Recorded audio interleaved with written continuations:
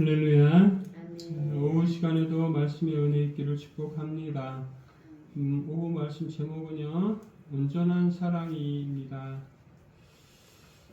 우리가 지난 시간부터 계속해서 묵상하는 내용이 핵심이 하나님은 사랑이시라는 것이고, 하나님에게서 우리들이 사랑을 배웠기 때문에 그 사랑으로 사랑하라 라는 것이 큰 흐름이죠.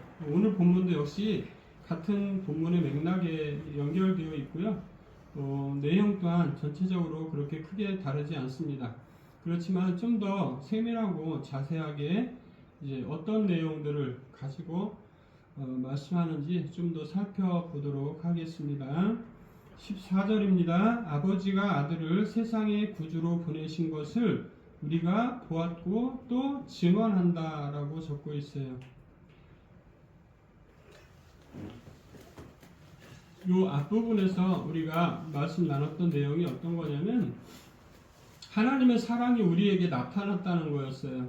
네, 하나님의 사랑이 나타난 게 어떤 방식으로 나타났냐 라는 것이 바로 오늘 본문이고, 아버지가 아들을 세상의 구주로 보내신 것, 그것이 바로 사랑이라는 거죠. 이 사실을 깨닫고 이해하는 것이 되게 중요한 거예요. 왜냐하면 하나님이 인생을 사랑하시는지, 그는 그냥 모든 것을 심판하시기만 한 주인지, 그는 정말 구약 성경에 보면 하나님이 이스라엘 백성들을 심판하는 장면이 되게 많이 나옵니다. 정말. 그리고요, 이 땅에 세상이 돌아가는 걸 보면 마치 뭐 같으냐면요, 모든 것을 다 파괴시키는 분이 신처럼 여겨져요. 그래서 하나님을 사랑의 하나님으로 받아들이지 못하는 분들이 의외로 많습니다.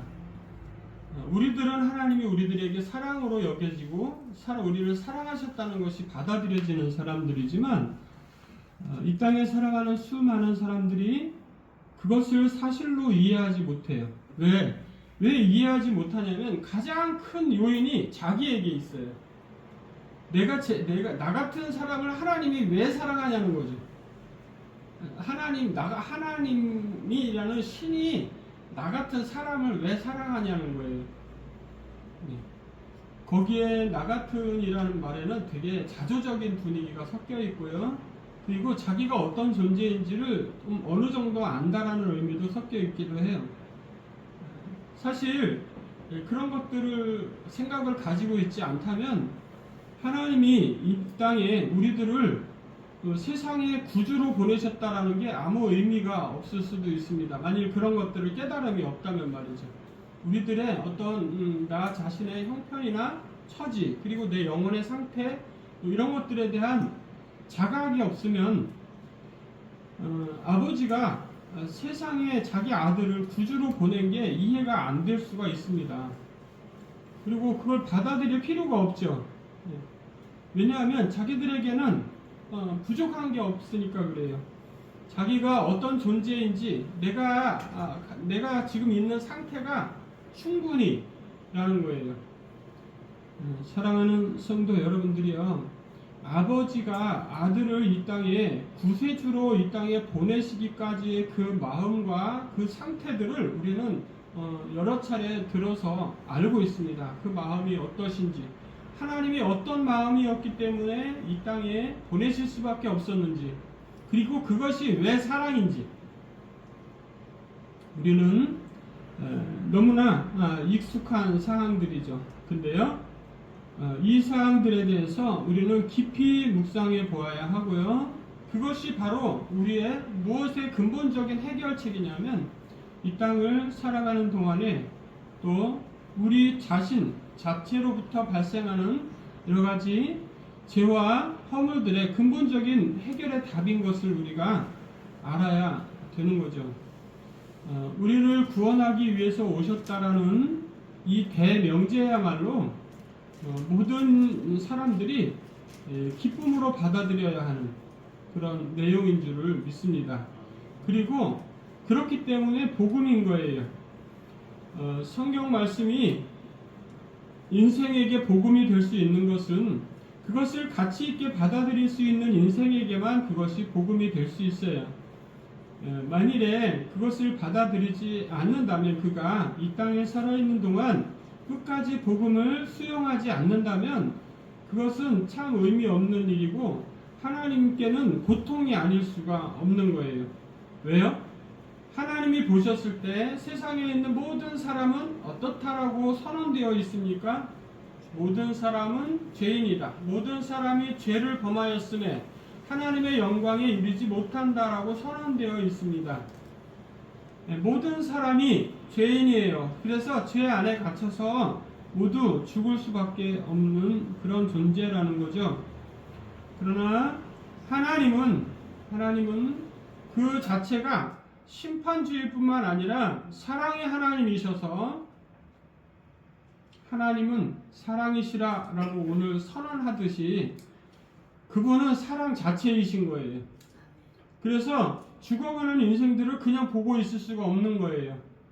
그래서 그 인생들에게 세상에 구주를 보내셨는데, 누구를 보내셨다고 되어 있냐면 아들을 보내셨다고 되어 있습니다. 할렐루야. 자, 15절입니다. 누구든지 예수를 하나님의 아들이라 시인하면 하나님이 그의 안에 거하시고 그도 하나님 안에 거하느니라. 할렐루야. 우리는 그렇습니다. 우리가 하나님 안에 거하는 게 뭐야? 이렇게 물어볼 수 있습니다.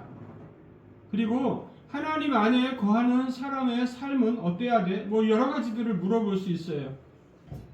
그런데 중요한 관점이 하나 있습니다.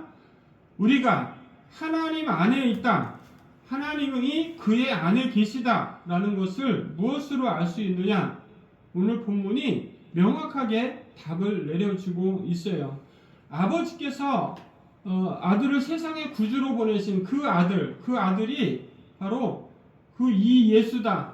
예수가 하나님의 아들이심을 시인하는 사람, 그 사람 속에는 하나님이 계시다는 겁니다. 누가 뭐라 하든지 간에 그 사람의 삶의 모습이, 현재의 모습이 어떠할지라도 그게 중요한 게 아니라 하나님이 예수를 이 땅에 보내셨고 그 예수가 바로 하나님의 아들이라는 것을 시인하는 사람은 하나님이 그 안에 거하신다는 거예요. 하나님의 영이 그 안에 계셔서 그를 이끌어 가실 겁니다. 그리고 그것이 사랑이라는 거예요.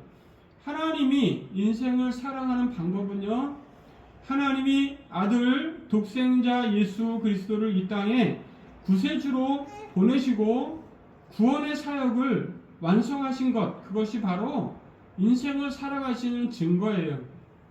그리고 그것이 바로 저와 여러분 안에 계시는 하나님의 사랑, 그것인 줄을 믿습니다.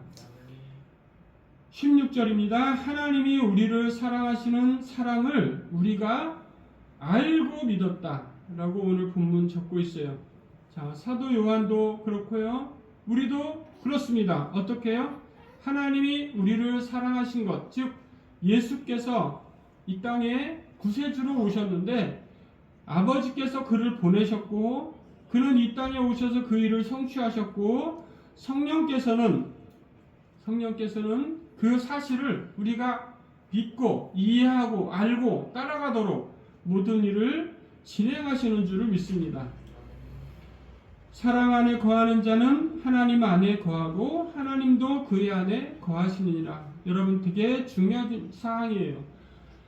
예수 그리스도께서 구세주인 것을 믿는 자들마다 그 안에 하나님이 거하신다는 거예요. 또 이것을 다른 식으로, 바울은 어떤 식으로 표현하냐면 성령이 너희 안에 거하시는 줄을 알지 못하느냐라고 표현한 적도 있죠. 사랑하는 성도 여러분들이요, 이 모든 것을, 하나님의 사랑을 깊이 깨닫게 되는 것은, 그리고 이 말씀을 깊이 알아가면 알아갈수록 더 하나님의 사랑의 크기와 그 무게가 더 크고 높고 넓은, 또 위대하신 그 모든 것들의 부피와 깊이와 높이와 넓이를 알아가게 되는 것은 바로 성령의 인도하심에 있는 줄을 믿습니다.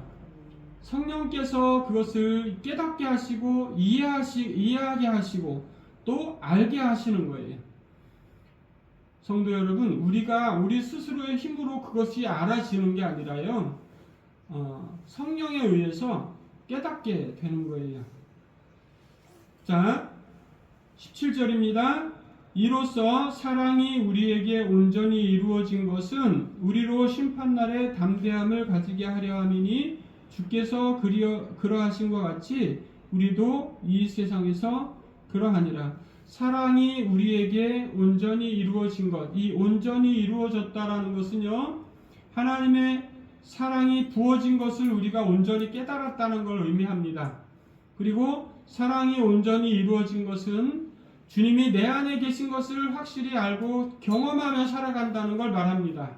성령이 우리 안에 계셔서 우리를 깨닫게 하시고 인도해 가시고 또 그런 모든 풍성한 것들을 경험하게 하고 계시다는 것을 설명하는 말이기도 합니다. 즉 하나님과 동행하는 동사동역의 길을 걷고 있는 것을 알고 날마다 경험하는 사람의 마음속에는 어떤 마음이 있냐면요, 바로 담대함이 있습니다. 내가 어떤 상황이 와서 내가 당장 오늘 집에 가다가 무슨 사고가 당해서 죽더라도 어디에 갈 확신이 우리 마음속에 생깁니까? 하나님과 영원토록 함께 살 소망이 우리 가운데 있는 겁니다. 그것은 우리가 갖고 싶어서 가진 게 아니라 우리에게 그런 믿음을 부어주시는 하나님에 의해서 형성된 거예요. 우리가 어떤 삶을 살았던 사람들인지 어떤 삶을 살아가고 있는 사람들인지 너무나 잘 압니다. 우리가 얼마나 부족하고 연약하고 나약한 사람들인지 다 알아요. 그럼에도 불구하고 담대하게 그분 앞에 그분과 함께 살아갈 것을 믿을 수 있는 것은 바로 우리에게 어떤 것이 있기 때문이라고요? 예수가 그리스도임을 믿고 고백하는 믿음이 있기 때문이라고요. 할렐루야. 이것이 바로 정말로 온전하게 우리가 온전하게 되는 길인 거예요. 우리에게 온전히 이루어지는 그것, 우리가 사랑에 더 온전하여져 갈수록 더 어떤 마음들을 얻게 됩니까? 더 담대함을 가지고 살아갈 수 있는 줄로 믿습니다. 오늘 본문 28절은 이렇게 말합니다. 사랑 안에 두려움이 없고 온전한 사랑이 두려움을 내쫓는다고 말합니다. 예수 그리스도를 믿는 믿음 안에 살아가는 사람들이 많습니다. 그러나 온전한 모든 모습들을 회복하여 가지 못하고 하나님의 성령에 의해서 인도받는 충분한 삶을 살지 못하고 내 계획과 내 방식대로 살아가던 그런 사람들에게는 무엇이 그 마음속에 남을 수밖에 없냐면 두려움이 남아있을 수밖에 없어요. 왜 그렇냐면 사랑 안에서 온전히 이루지 못하기 때문이에요. 이 세상에 살아가는 방법과 견해들을 가지고 살아가는 사람들은 그것을 다 버리지 않는 이상 오직 주님만 의지하는 어떤 그런 길 위에 바르게 세워지지 않는다면, 즉 사랑 안에 든든히 서지 않으면 두려움이 완전히 사라지지가 않습니다. 자, 오늘 본문은 선언합니다. 온전한 사랑이 어떻게 한다고요? 두려움을 내쫓는다고요. 온전한 사랑은 어떤 게 온전한 사랑입니까? 내가 아무리 노력해도 온전한 사랑을 내가 만들어낼 수 없습니다. 온전한 사랑은 사랑이신 그분에게서 직접 나와서 나에게 부어져야지만 돼요. 할렐루야. 그 하나님께로부터 나에게 부여된 그것만이 두려움을 내쫓을 수 있습니다. 그래서 그분이 나에게 부어주셨던 그것 때문에 우리가 마지막 날에 두려움 없이 그분 앞에 설 수 있는 거예요. 아멘. 우리들이 어떤 존재들인지 너무 잘 알아요. 오늘 본문은 이렇게 선언합니다. 두려움을 내어쫓지 못할 뿐만 아니라 두려움에는 형벌이 있다라고 적고 있어요. 형벌은 어떤 사람들이 받는 겁니까? 네, 승리하지 못한 형벌은 죄 지은 사람이 받는 겁니다. 자, 온전한 사랑 안에서 두려움을 내쫓지 못하고 두려움 가운데 살고 있는 사람들은 형벌이 기다리고 있다는 소리이기도 해요. 따라서 우리가 어떻게 해야 함을 아주 강조하는 표현이냐면 온전한 사랑 안에 살아가도록 해야 한다라는 말이에요. 사랑하는 성도 여러분들이요, 한 주간 한 주간 살아가는 것이 순식간에 지나갑니다. 그러나 그 지나가는 모든 시간 동안에 우리가 살아간 삶의 모든 모습들이 정말 사랑으로 살아가셨는지를 생각해 보셔야 되는 대목이기도 합니다. 우리는 그렇게 생각합니다. 나를 기쁘게 하고 내가 기분이 좋고 내가 평안하고 내가 행복하면 내가 무엇을 준 걸로 생각해요. 내가 사랑 안에서 충만하게 넉넉하게 이렇게 생각합니다. 근데 그렇지 않아요. 사랑은 수고가 따르는 것이고 사랑은 내가 한 거예요. 내가 뭘 나눠준 거예요. 아버지께서 나에게 무엇인가 풍성히 부어주셨듯이 그 똑같은 것을 나와 이웃들에게 또 하나님을 향해서 되돌려드리는 걸 말해요. 하나님이 우리 속에 넘치는 사랑으로 부어주셨는데 그 넘치는 사랑에 아무것도 표현하고 살지 않는다면 그것은 온전한 사랑이라고 할 수 없겠죠. 자, 우리가 사랑해야 하는 것은 그가 먼저 우리를 사랑하신 그것을 보고 배웠기 때문에 그것과 같이 해야 된다라는 의미일 거고요. 또 20절 21절은 이렇게 말합니다. 하나님을 사랑하노라 하고 그 형제를 미워하면 이는 거짓말하는 자니 보는 바 그 형제를 사랑하지 아니하는 자는 보지 못하는 바 하나님을 사랑할 수 없느니라. 우리가 이 계명을 주께 받았나니 하나님을 사랑하는 자는 또한 그 형제를 사랑할지니라. 아멘. 이렇게 말씀하고 있습니다. 누구든지 하나님을 사랑하노라 하고 형제를 미워하면 거짓말하는 자다. 자, 하나님을 사랑하는 자는 또한 그 형제를 사랑할지니라. 이것이 주께 받은 계명이라고 사도 요한은 적고 있습니다. 사랑하는 성도 여러분들이요, 하나님의 그 넓고 크신 부어진 사랑을 그 깊이가 어떠한지 또 그것을 여러분들이 경험하는 대로 또 여러분들에게 부어진 그것을 오늘 본문은 어떻게 말씀하고 있는 것이냐면 바로 17절 마지막 부분입니다. 주께서 그러하신 것 같이 우리도 이 세상에서 그러하니라 라고 적고 있어요. 즉 하나님이 우리에게 사랑을 부어주셨듯이 우리도 세상을 향해서 사랑을 부어 주어야 되는 것을 설명하고 있어요. 그리고 그것을 이후 20절에서는 어떻게 설명하고 있습니까? 20절, 21절 여기에서 보면은 형제를 사랑하라라고 말하고 있는 거죠. 즉 세상에 있는 사람들을 사랑할 뿐만 아니라 형제된 사람들은 더 사랑해야 되는 걸 설명하고 있는 말이기도 해요. 여기서 형제라는 말은 주 안에서 형제된 사람들을 말할 가능성이 더 큽니다.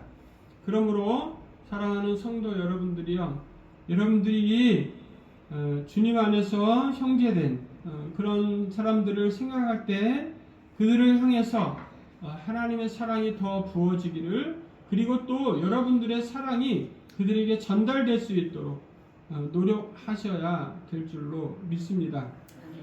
우리는 흔히 생각하기를 하나님이 나에게 부어주신 그 사랑을 내 입으로 고백하고 믿기만 하면 하나님이 우리 안에 계시니까 그걸로 충분해, 이렇게 생각할 수 있습니다.